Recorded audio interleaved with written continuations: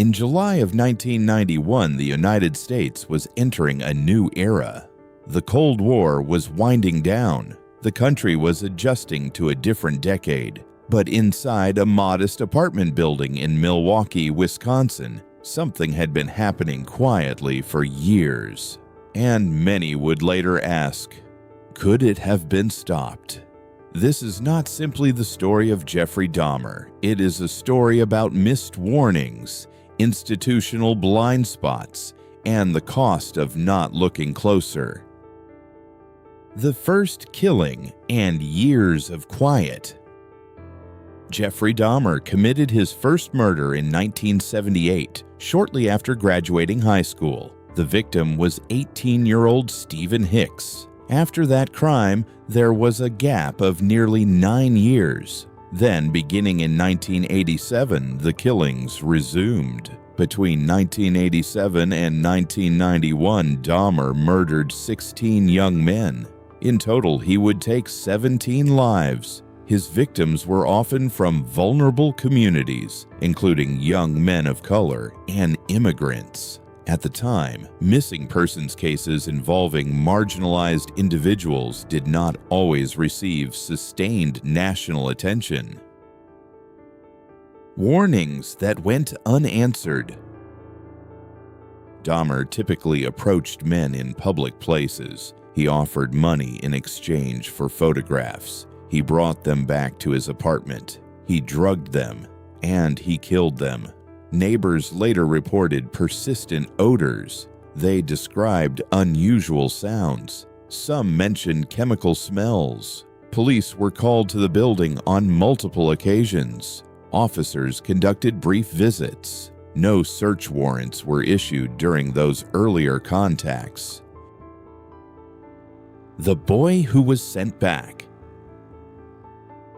One of the most troubling incidents occurred in May of 1991. Officers encountered a 14-year-old Laotian boy, Konarak Sinthasamphone, who was disoriented and unclothed outside the apartment building. Neighbors expressed concern. Dahmer told officers it was a domestic dispute involving an adult partner. Officers accepted that explanation. The boy was returned to the apartment. He was killed shortly after.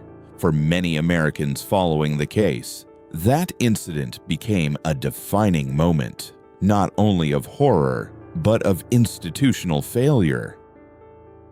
July 22, 1991. On July 22, 1991, Tracy Edwards escaped from Dahmer's apartment. He flagged down police officers while still partially restrained. Officers accompanied him back to apartment 213. Inside, one officer opened a drawer. He found photographs, images documenting victims in various stages of dismemberment. A search of the apartment revealed human remains, skulls, preserved body parts, evidence confirming 17 murders between 1978 and 1991. Questions that remain. Investigators later remarked on something unsettling. The scene was not chaotic. It was organized. Items were stored methodically. Dahmer did not attempt to flee. He did not resist arrest. He waived his right to silence, and he confessed in detail. The calmness with which he described his actions disturbed even experienced investigators. In 1992, Dahmer was tried and convicted. He received 15 consecutive life sentences. Wisconsin did not have the death penalty. During the trial, family members of the victims addressed the court. Their words were direct and devastating. Public discussion moved beyond the crimes themselves. Questions emerged. Why were earlier warning signs not escalated? Why were community concerns dismissed? Were systemic biases at play? For many Americans, particularly those who followed the case through traditional evening news broadcasts, the shock was not only about brutality, it was about preventability. Jeffrey Dahmer was killed in prison in 1994 by another inmate. But the case did not end there. It reshaped conversations about policing, community response, and accountability. It forced Americans to confront an uncomfortable truth. Evil does not always appear extraordinary. Sometimes it looks ordinary. Jeffrey Dahmer did not live in isolation. He lived in an apartment building. He spoke to neighbors.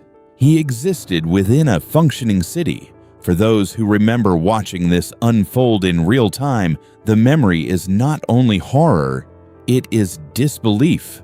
Not that violence occurred, but that it continued.